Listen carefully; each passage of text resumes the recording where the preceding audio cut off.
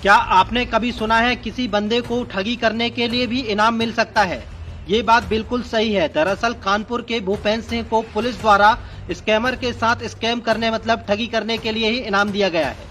दरअसल हुआ ये था कि जब स्कैमर का फोन भूपेंद्र सिंह के पास आता है तो वहां से बताया जाता है कि हम पुलिस डिपार्टमेंट से बोल रहे हैं, क्योंकि तुम्हारी उम्र 18 साल से कम है और तुम मोबाइल पर पॉर्न वीडियो देखते हो, इसलिए तुम्हारे नाम का वारंट जारी हुआ है और उसे फर्जी एफआईआर की कॉपी भी भेज दी जाती है। और आगे बताया जाता है कि अगर तुम जेल नहीं जाना चाहते हो तो 16,000 रूपए पेनाल्टी के रूप में हमें भेजकर केस को यहीं क्लोज करवा सकते हो, नहीं तो जेल जाने के लिए तैयार रहना। भूपेंद्र सिंह पढ़ा लिखा था और वह जॉब करता था। तुरंत समझ गया कि ये किसी स्कैमर का फोन है। उसने तुरंत दिमाग में आइडिया लगाया और रोते हुए बोला, सर मैं जेल नहीं जाना चाहता हूँ, लेकिन मेरे पास पैसे भी नहीं है। हाँ, मगर मेरे पास एक सोने की चेन है जो सुनार के पास गिरवी रखी है। अगर कहीं से 3,000 का जुगाड़ हो जाए। सर मेरे घर पर कुछ मत बताना, मैं व्यवस्था में आपको पैसा करके दे रहा हूँ। अगले दिन 7 मार्च को मेरे पास फोन आया, बोला क्या हुआ? मैंने कहा सर मेरे पास पैसे की व्यवस्था नहीं हो पाई है, लेकिन सर मैंने एक चैन अपने घर से चोरी की हुई थी, तो सर मैंने अपने 15 दिन रखी है। 3,000 रूपए सर अगर मुझे आप दे दीजिए तो सर आपकी बहुत मेहरबानी होगी, और सर मैं चैन उठाकर उसको बेच के मैं सर आपको 20,000 रूपए डाल दूंगा। उसने मुझे 3,000 रूपए भेज दिए अकाउंट पर।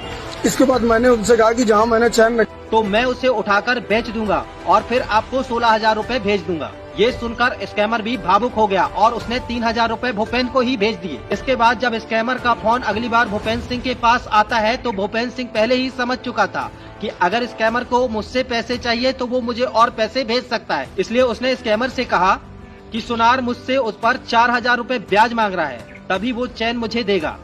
इस पर स्कैमर ने उसे 4,000 रूपए और भेज दिए। इसके बाद जब फिर से स्कैमर का फोन भूपेंद्र सिंह के पास आया तो भूपेंद्र सिंह ने कहा, चैन तो मुझे सुनार से मिल गई है, लेकिन मेरी उम्र 18 साल से कम है, इसलिए इसे कोई मुझसे खरीद नहीं रहा है। हाँ, लेकिन एक गोल्ड लोन वाली कंपनी है जो मुझे इस चैन के बदले 1 लाख रूपए लोन देने के लिए तैयार है, लेकिन उसके लिए भी मुझे 3,000 रूपए प्रोसेसिंग फीस पहले से ही देनी पड़ेगी।